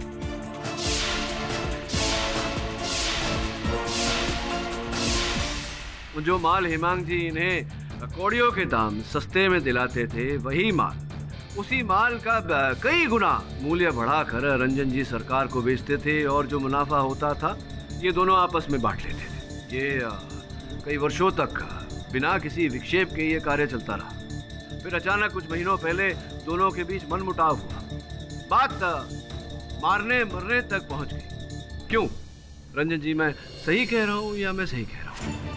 जी, ऐसी कोई बात नहीं थी। अब धंधे में ऐसे छोटे मोटे मनमुटाव तो होते ही रहते हैं। अब इसका मतलब ये नहीं कि हेमांग को मैंने मारा है। इसका मतलब ये थोड़ी है कि जान की धमकी दे दें किसी को। नहीं, छोड़िए ना, थोड़ी ये बताइए, ये जो माधव है, हैप्पी डाइन रेस्टोरेंट का जो वेटर है, उनके साथ बड़ी घनिष्ठ मित्रता हो गई आपकी? मतलब वार्तालाप होती रहती थी आप दोनों के बीच, क्या कारण था? किस बारे में वार्तालाप होती? अब वो मैं एक बार हैप्पी डाइन रेस्टोरेंट में गया था, तो वेटर माधव मेरे पास आया और कहने लगा कि वो वेटर की नौकरी छोड़ना चाहता है। कोई अच्छी नौकरी हो तो मैं उससे बताऊं, इसलिए मैंने मेरा फोन नंबर उसे दिया। आपने केवल उसे नौकरी नहीं दिलाई, आपने उसे ये कितने, 1 मिनट में देख लूं जरा, 5 लाख रुपए भी दिया आपने उसे। 5 लाख रुपए, क्या बात है। मतलब इतना उपकार आपका एक वेटर पे, आपने न केवल उसे नौकरी ढूंढ के दी, आपने 5 लाख रुपए उसके अकाउंट में ट्रांसफर भी किए। क्यों?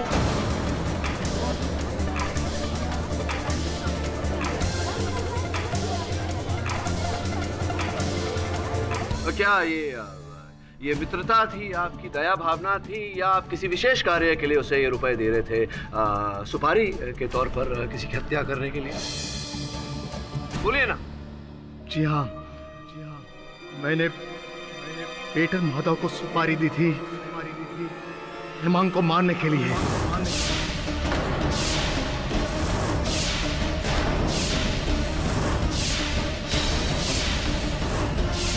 हेमांग ने मेरा जीना हराम कर दिया था। सरकार को हम उल्लू बनाने के बाद जो प्रॉफिट होता था उसमें 50-50 बांट लेते थे, लेकिन उसने मेरे से 80% मांगे। हेमांग, ये मत भूलो कि ये काम मैं और तुम साथ में कर रहे हैं, इसलिए इन पैसों पे मेरा भी बराबर का हक बनता है। हक? रंजन प्रसाद, तो कहाँ जाके हक जिताओगे? पुलिस स्टेशन में या जेल में बैठकर? नहीं, घबराने की कोई बात नहीं। तुम कहो तो मीडिया को बता देते कि रंजन प्रसाद जी कितने का पैसा लेते हैं और कितने का मटेरियल डालते हैं। ये तो मेरी कंपनी के नाम से जाता था ना, बदनामी मेरी होती। मजबूरन मुझे उसे 80% देने पड़े, और कोई रास्ता नहीं था मेरे पास। रास्ता मिलता ही आपने उसे रास्ते से ही हटा दिया।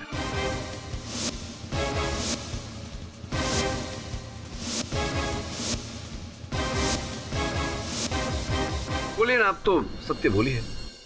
जी हाँ, मैं जानता था कि हेमांग अक्सर हैप्पी डाइंग रेस्टोरेंट में जाता था और ये माधव वेटर ही उसे ड्रिंक्स सर्व करता था, इसलिए माधव को पैसे देकर मैंने उसके ड्रिंक्स में जहर डालने के लिए मना लिया। मैंने हेमांग साहब को नहीं मारा सर, वो तो 5 लाख की लालच में मैंने रंजन साहब से झूठ बोला था।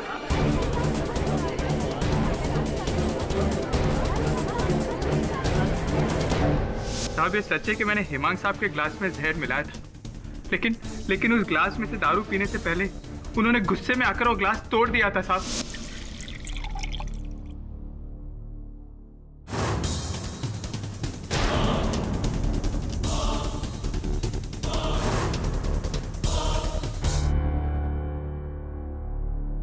बेटा। जी सर। इसमें आइस क्यों नहीं है? अब सर अभी ला, ले लीजिए सर। सॉरी सर, अपनी दूसरा बनाता। माँ कसम, मैं सच कह रहा हूँ। वहां पे जितने भी लोग थे आप उनसे पूछ सकते हैं। अब मेरे मैनेजर साहब जिन्होंने मुझे डांटा था, आप उनसे भी पूछ लीजिए। मैं बेगुनाह हूँ साहब। मिलॉर्ड, माधव ने तो अपनी बेगुनाही साबित कर ली, लेकिन बचाव पक्ष अभी तक अपनी मुवक्किल को बेगुनाह साबित नहीं कर पाया। योर ऑनर, अभियोग पक्ष भी अभी तक ये प्रमाणित नहीं कर पाई है कि मेरी मुवक्किल दोषी है। सिर्फ डिफेंस ही नहीं, प्रोसिक्यूशन भी कोई ठोस सबूत या गवाह पेश नहीं कर पाई जिससे यह अदालत किसी नतीजे पर पहुंचे। यह अदालत दोनों पक्ष को पुख्ता सबूत और गवाह पेश करने की हिदायत देती है। तब तक के लिए यह अदालत स्थगित की जाती है। The court is adjourn. बोले।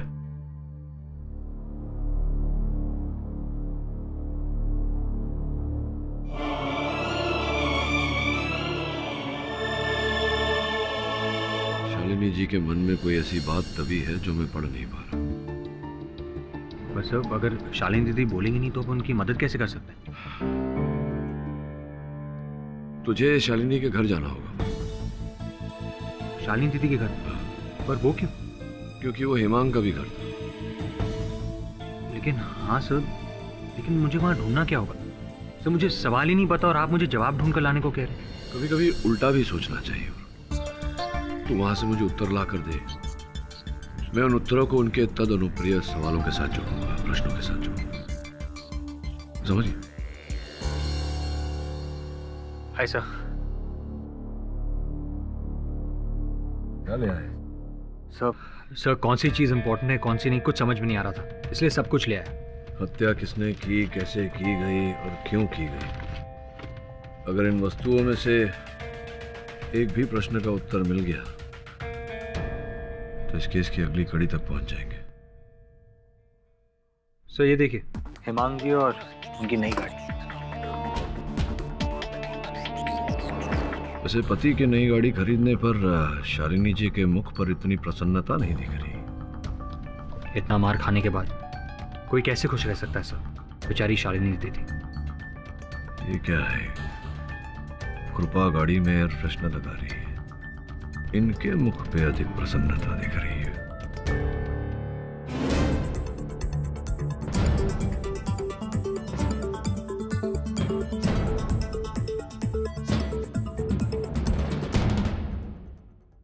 जितनी भोली तेरी शालिनी दीदी लगती है वरुण, उतनी है नहीं। बहुत बड़ी भूल हो गई मुझसे, जो एक अपराधी को बचाने का प्रयास कर रहा था। आप समझ गई होंगी मैं क्या कहना चाहता हूं। दवा का ये पैकेट आप ही के घर से मिला, टिक्सोटिकिन, जो रोगियों को हाई ब्लड प्रेशर अर्थात खून का दबाव अधिक होने के लिए दिया जाता है। बाकी रोगियों की तरह आपके पति हेमांग भी आधी दवाई खाते थे रोजाना, आधी अभी भी इस पत्ते में रखी हुई है। जांच करने पर पता चला कि यह दवा टिक्सोटिकिन नहीं, रैपिड्रिन है। रैपिड्रिन वो दवा जो रोगियों को दिया जाता है जिनके शरीर में लहू का प्रभाव धीमा होता है, लो ब्लड प्रेशर।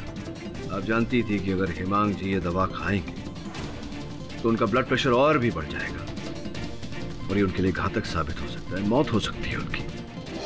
ऐसा ही हुआ। आपकी सहन शक्ति चरम सीमा तक पहुंच गई थी, इसीलिए आपने अपने पति को मारने की ये योजना बनाई। आप अपराधी हैं शालिनी जी, और आपको अपने अपराध का दंड अवश्य मिलेगा। चल वरुण। मैं अपराधी नहीं हूं और ना ही मुझे मौत का डर है।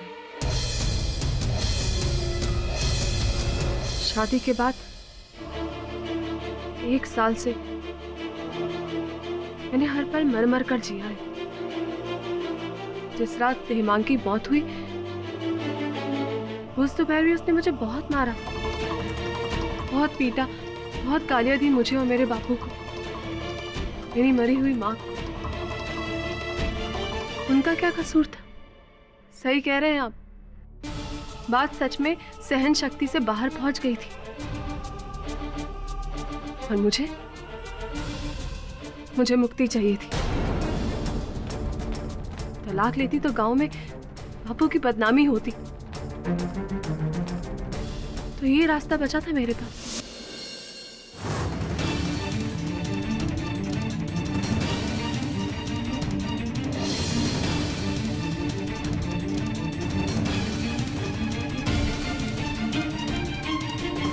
अब तुम फिर कभी मुझे जानवरों की तरह नहीं मारोगे।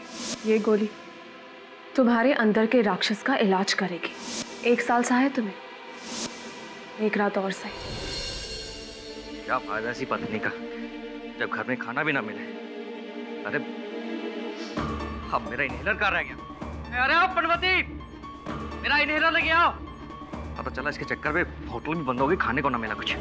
जल्दी आओ ना, अब दवाई है ना इसमें? मनहूस कहेंगे।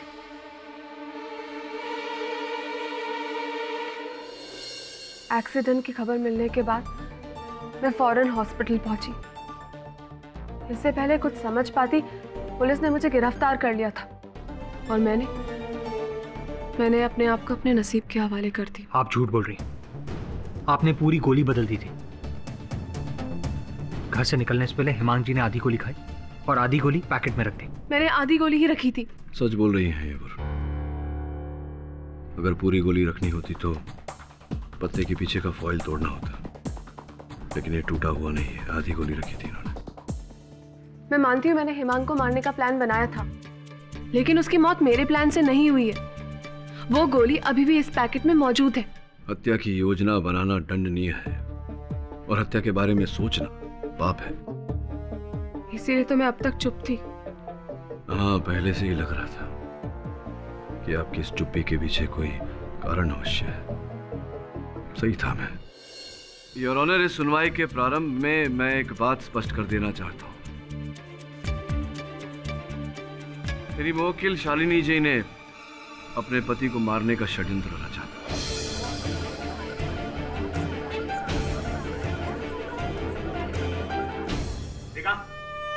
देखा योर ऑनर? हाँ, मैं तो कीधु तू तो हरी ज्ञान है केडी बापू। ऐसा मैंने केवल इतना कहा है कि शालिनी जी ने अपने पति को मारने की योजना बनाई थी। ये नहीं कहा कि इन्होंने अपने पति की हत्या की है। केडी साहब, जब योजना बनाई तभी तो खून हुआ ना? जी नहीं, अंतर है। हत्या किसी और ने की है। मिस्टर पाठक, साफ साफ कहिए, योर ऑनर, शालिनी जी के पति इन पर शारीरिक और मानसिक अत्याचार कर रहे थे। जब इनकी सहन शक्ति टूटी तो इन्होंने अपने पति को मारने की योजना बनाई। जो दवा की गोली प्रतिदिन हिमांग जी खाते थे अपने रक्त के बहाव को धीमा करने के लिए, उसके स्थान पर अलग गोली रखकर ये उन्हें मारना चाहते थे।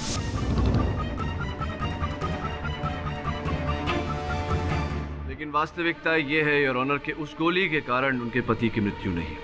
पापी हत्यारन, तू मेरे भाई को मारना चाहती थी? तुझे तो जलती आग में धकेल देना चाहिए। ऑर्डर ऑर्डर, बैठ जाइए आप। योर ऑनर, शालिनी जी निर्दोष हैं ये साबित करने के लिए, प्रमाणित करने के लिए मेरे पास साक्षी भी हैं और साक्ष्य भी। मिस्टर पाठक, आप जानते हो खूनी कौन है?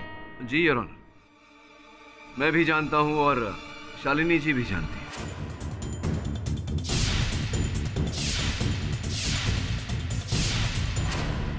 मुझे एक बात बताइए, अगर शालिनी जी को पता है कि खूनी कौन है तो फिर वो चुप क्यों रही? और चुप रही योर ऑनर तो उसमें उनका फायदा क्या? योर ऑनर, जिस दुकान से शालिनी जी अपने पति के लिए दवा मंगवाती थी उस दुकान के डिलीवरी बॉय राजू को मैं कटघरे में बुलाने की अनुमति चाहता हूँ। राजू भाई, जिस दुकान से शालिनी जी दवा मंगवाती थी आप उसी दुकान में काम करते हैं? जी सर। तो जब जब शालिनी जी दवा मंगवाती थी आप ही दवा पहुंचाने जाते थे इनके घर?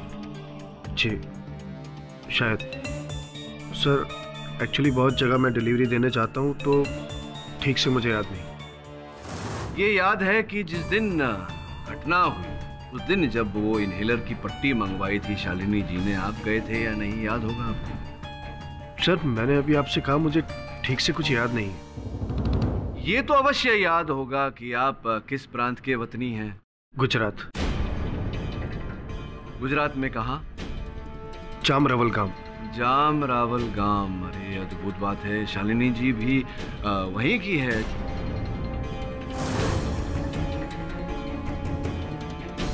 ऐसा तो नहीं कि कौन से महाविद्यालय में शिक्षा प्राप्त की आपने? Sir SK Mangrolia college of medical science. SK Mangrolia college of medical science, जहाँ से शालिनी जी ने भी शिक्षा प्राप्त की। कहीं ऐसा तो नहीं कि आप दोनों एक ही वर्ग में थे?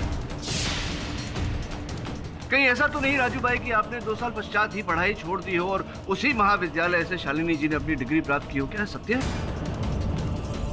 आप कहना क्या चाहते हो मिस्टर पाठक? अदालत को ये बताना चाहता हूँ योर ऑनर कि राजू जी और शालिनी जी एक ही प्रांत के हैं। दोनों एक ही विद्यालय में एक साथ पढ़ते थे, एक ही वर्ग में। दोनों के बीच में प्रेम प्रकरण चल रहा था, किंतु शालिनी जी के परिवार को यह संबंध स्वीकार नहीं था।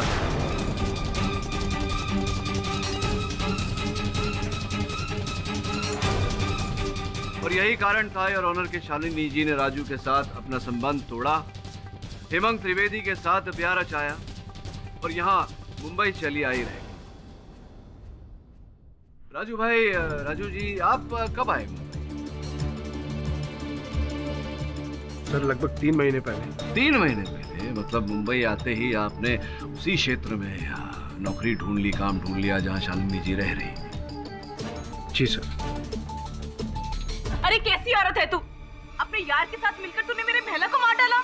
छी। Order order, silence please. नहीं जज साहब, मैंने हेमांग को नहीं मारा और ना ही मेरा राजू के साथ कोई रिश्ता है।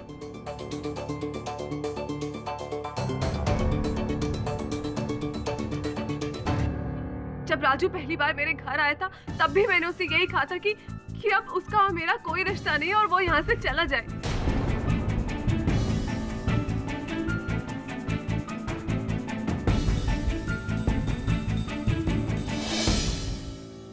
सही कह रही हैं शालिनी जी सर। इन्होंने आपको कहा कि आप इनसे दूर रहें, पर आप माने नहीं बात को। जिस दिन शालिनी जी ने आपकी दवा की दुकान से वो पट्टी मंगवाई थी, आपने ऐसी पट्टी बनवाई जिसमें मिथॉक्सिन जहर मिला हुआ था और वही पट्टी आपने जाके इन्हें दी ताकि इनकी पति की मृत्यु हो जाए। शालिनी की हालत मुझसे देखी नहीं गई, मुझे हेमांग पर गुस्सा आ रहा था सर।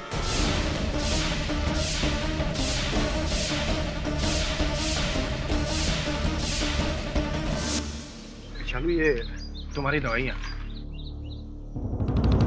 शालू ये सब क्या है? तुम्हारा पति आदमी है जानवर है? राजू जाओ यहाँ से। अरे मार डालेगा तुम्हें एक देने से। तुम चलो मेरे साथ, चलो चलो ना। देखो मेरी बात सुनो, मैं प्यार करता हूँ तुमसे, तुम भी मुझसे प्यार करती हो ना? राजू तुम जाओ यहाँ से। मेरे सवाल का जवाब नहीं, तुम समझो मेरी। शादीशुदा में अब भूल जाओ मुझे राजू, और दोबारा यहाँ पर मत आना, तुम्हारा मेरा कोई रिश्ता नहीं है। शालू एक बार मेरी बात सुनो, सुनो ना।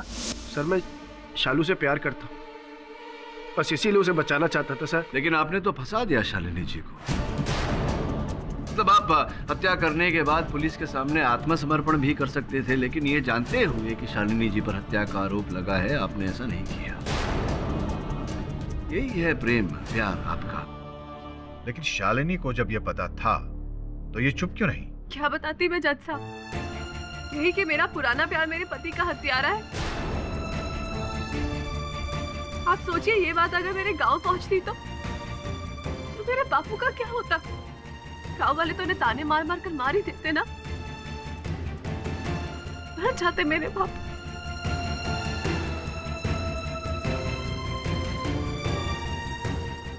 मर जाते वो। सर मुझसे गलती हुई है, मैं मानता हूँ। योर ऑनर, राजू अदालत में अपनी भूल मान चुका है और मैं राजू की बात से सहमत हूँ कि ये हत्या उसने नहीं की, क्योंकि हिमांग जी की मृत्यु मिथॉक्सिन विष के कारण नहीं हुई है। ये शुवलिया, तो फिर किसकी वजह से हुई है? किसने मारा है उन्हें?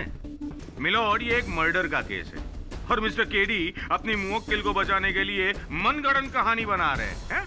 आपके पास शालिनी के खिलाफ कोई सबूत या गवाह है?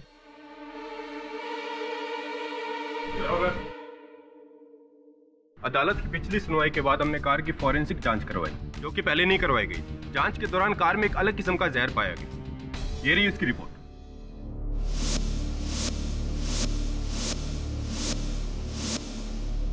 जैसा कि मैंने पिछली सुनवाई में स्पष्ट किया था योर ऑनर, कि हेमांग त्रिवेदी जी की मृत्यु मिथॉक्सिन जहर के कारण नहीं योर ऑनर,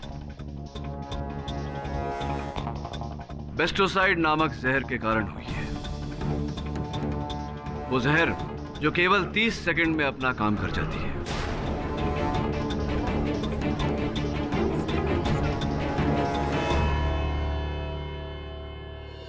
यह अदालत लंच ब्रेक के बाद कार्यरत होगी।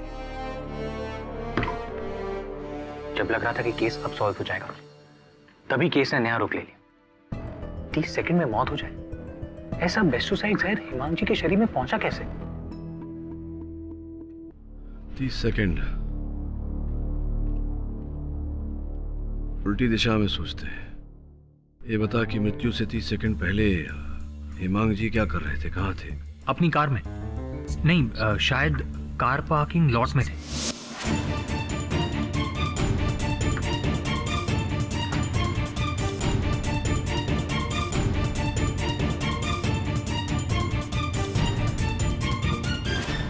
गाड़ी स्टार्ट की, निकल गए, और भी कुछ किया होगा, कांच ऊपर किए होंगे, एसी चलाया होगा, इत्यादि इत्यादि इत्यादि। Right sir. जो तस्वीरें ली थी हिमांग जी ने अपने कैमरा पे,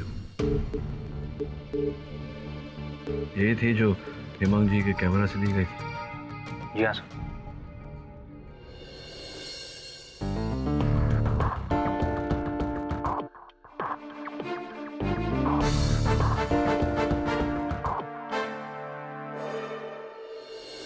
विचित्र बात है यार, एक व्यक्ति की हत्या करने के लिए 4 व्यक्ति तत्पर हो गए। बहुत कुकर्म किए होंगे हिमांग जी ने, जो इन लोगों के मन में उनके लिए इतनी घृणा पैदा हो गई। सर्वप्रथम राजू, जिसने इनहेलर की दवा में विष मिलाकर उन्हें मारने का प्रयास किया। द्वितीय वेटर माधव, जिन्होंने उनके शराब में विष मिलाकर उन्हें मारने का प्रयास किया। तीसरी उनकी अपनी पत्नी शालिनी, और चौथा को?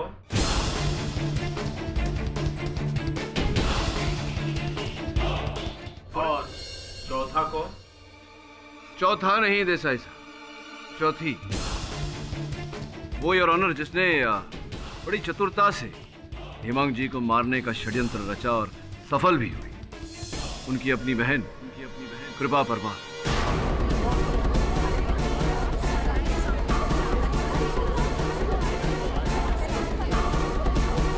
Order order, silence in the court please. मुझे क्यों? मैंने क्या किया है? ये बताइए कृपा जी कि आपके भाई साहब ने जब नई गाड़ी खरीदी, आप बधाई देने गई थी। हाँ तो यूं ही गई थी खाली हाथ या भेंट इत्यादि उपहार इत्यादि लेकर गई थी? सॉफ्ट टॉयज दिए थे गिफ्ट में। आप देखना चुन चुन की चीजें लेके आई हूँ, सब सजा देती हूँ। सॉफ्ट टॉयज और तकिए भी दिए थे, हालांकि दो तकिए दिए थे। दो तकिए दिए जी।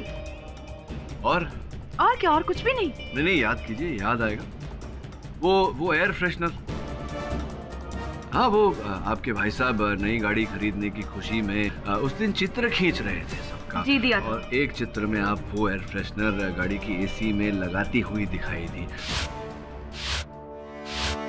तो वो एयर फ्रेशनर आपने उसी दुकान से खरीदी थी जहां से बाकी वो सॉफ्ट टॉय, तकिए इत्यादि वहीं से लिया था।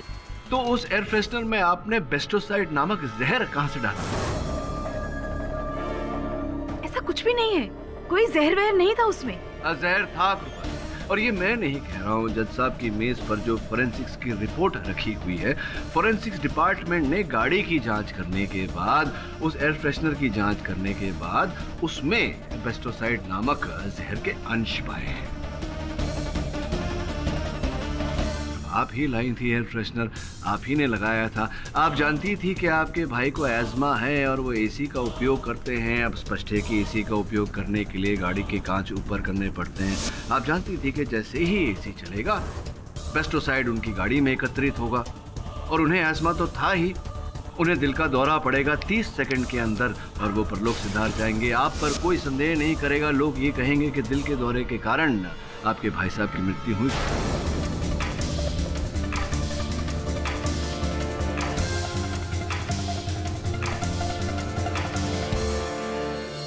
किंतु आप भूल गई कि दुर्घटना के बाद मृत शरीर का पोस्टमार्टम किया जाता है और जहर पाया जाएगा उनके मृत शरीर में, जिसके कारण हम सब यहाँ अदालत में एकत्रित हुए हैं। बड़ी चतुराई से आपने ये षड्यंत्र रचा, सफल भी हुए।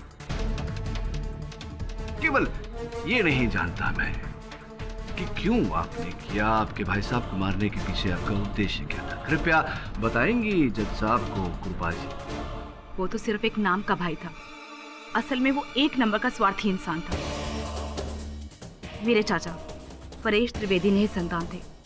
उन्होंने अपनी करोड़ों की जायदाद मेरे और हेमांग के नाम करनी थी, पर उनके देहांत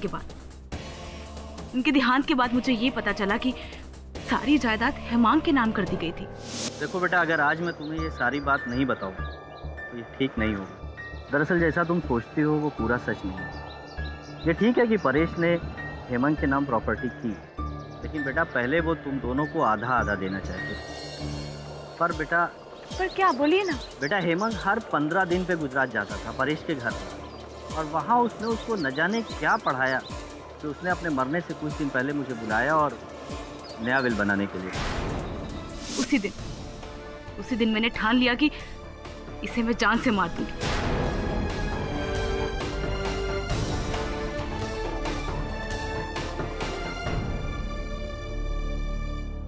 The defense, press. यह अदालत कृपा परमार को हेमांग त्रिवेदी की हत्या में दोषी पाते हुए उम्र कैद की सजा सुनाती है। राजू, रंजन और माधव को हत्या की साजिश रचने के लिए 5 साल कारावास में रखने का हुक्म देती है और शालिनी त्रिवेदी ने अपना गुनाह कबूल कर लिया है, इसलिए उन्हें 2 साल की कैद सुनाती है। The case is closed.